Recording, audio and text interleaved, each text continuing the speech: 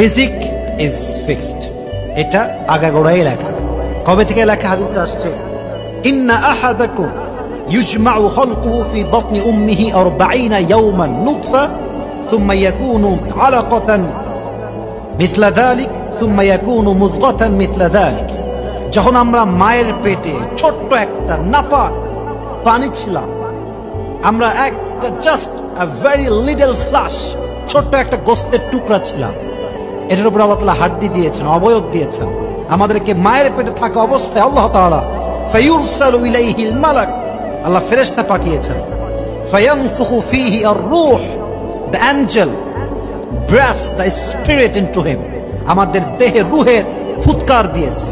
at the same time ইউমারু বিআরবা'i কালিমাত, চারটা বিষয়কে নির্ধারিত করে দেওয়া হয়েছে। ঠিক সেই সময়ে তার ভিতরে এক নাম্বার বিকাতবি রিজকি, তার রিজিক কতটুকু হবে, কই থেকে হবে, কেমনে হবে, কতটুকু পাবে, কোন সময় পাবে, কই থেকে পাবে, এই পুরোটাই মায়ের পেটে থাকতেই আল্লাহ তাআলা বান্দার জন্য ফিক্সড করে দিয়েছে। সুবহানাল্লাহ পড়বেন না তো সবাই?